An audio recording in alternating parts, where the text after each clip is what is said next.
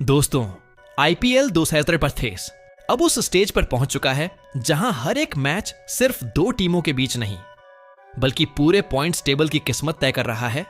और इस वक्त जो स्थिति बनी हुई है उसे देखकर एक बात साफ है, अब गलती की कोई जगह नहीं बची है। सबसे पहले बात करते हैं पॉइंट्स टेबल की, लेकिन इस बार ऊपर से नहीं नीचे से शुरू करेंगे, क्योंकि असली कहानी वहीं से शुरू होती है। 10वें नंबर पर है कोलकाता नाइट राइडर्स। 7 मैचों में सिर्फ एक जीत, 3 पॉइंट्स और नेट रन रेट भी नेगेटिव। अब अगर यहां से कोई चमत्कार नहीं होता तो उनका सफर लगभग खत्म माना जा सकता है। 9वें नंबर पर लखनऊ सुपर जायंट्स। 6 मैचों में 2 जीत, 4 पॉइंट्स, लेकिन उनका नेट रन रेट इतना खराब है कि अगर वो बराबरी पर भी आते हैं तब भी पीछे रह सकते हैं। 8वें नंबर पर चेन्नई सुपर किंग्स, 4 पॉइंट्स और 7वें नंबर पर मुंबई इंडियंस, 4 पॉइंट्स। ये दोनों टीमें वो हैं जिनसे हर सीजन में टॉप पर रहने की उम्मीद होती है, लेकिन इस बार कहानी कुछ और ही है।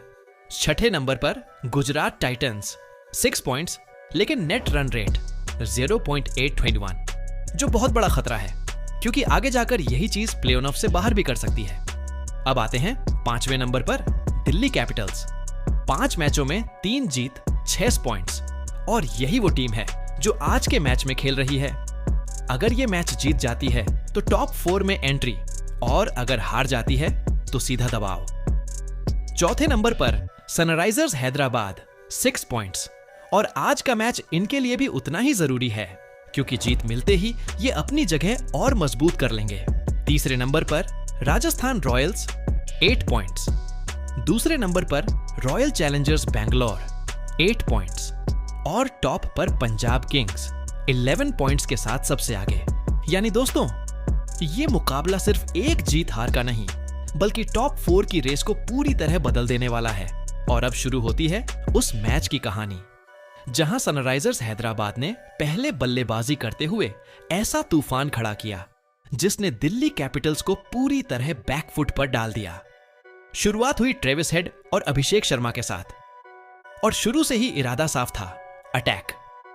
ट्रेविस हेड ने 26 गेंदों में 37 रन बनाए, कुछ शानदार शॉट्स, लेकिन असली शो तो अभी बाकी था, क्योंकि दूसरी तरफ खड़े थे अभिषेक शर्मा।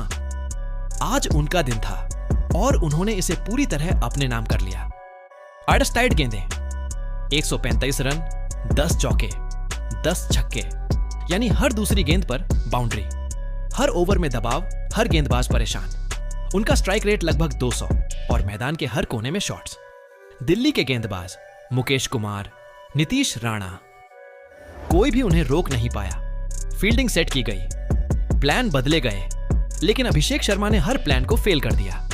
फिर आए ईशान किशन, कप्तान के रूप में जिम्मेदारी, और तेजी से 25 रन, और अंत में हेनरिक क्लासेन, 13 गेंदों में 37 रन, मतलब आखिरी ओवरों में पूरी तबाही। रंबियस ओवर खत्म, स्कोरबोर्ड पर 242 रन, सिर्फ 2 विकेट। यानी अब दिल्ली कैपिटल्स के सामने 248 रन का लक्ष्य, और यहीं से शुरू होता है असली सस्पेंस। क्या यह टारगेट चेस हो सकता है? इतिहास कहता है बहुत मुश्किल, लेकिन आईपीएल कहता है कुछ भी हो सकता है। दिल्ली की शुरुआत पाथुम निसांका और केएल राहुल क्रीज पर, लेकिन दबाव इतना ज्यादा था कि निसांका सिर्फ 8 रन बनाकर आउट हो गए। अब सारी जिम्मेदारी केएल राहुल पर। 2 ओवर में 21 रन, स्कोर ठीक है, लेकिन जरूरत उससे कहीं ज्यादा है। हर ओवर में लगभग 12 रन चाहिए, और सामने है हैदराबाद की मजबूत गेंदबाजी। अब सवाल यह है, क्या दिल्ली कैपिटल्स यहां से वापसी कर पाएगी? क्या केएल राहुल कोई चमत्कार करेंगे, या फिर अभिषेक शर्मा की ये पारी ही मैच का फैसला कर चुकी है?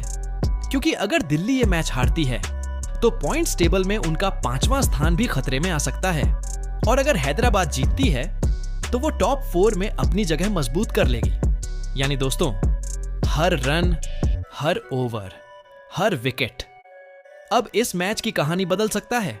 स्टेडियम में बैठे फैंस की धड़कनें तेज हैं, टीवी के सामने बैठे लोग सांस रोककर देख रहे हैं, क्योंकि ये सिर्फ एक मैच नहीं, ये आईपीएल 2026 का टर्निंग पॉइंट हो सकता है। अब देखना यह है, क्या दिल्ली इतिहास रचती है या हैदराबाद? इस मैच को एक तरफा जीतकर पॉइंट्स टेबल में बड़ा बदलाव करती है। आखिरी गेंद तक सबकी नजरें इसी मुकाबले पर टिकी रहेंगी।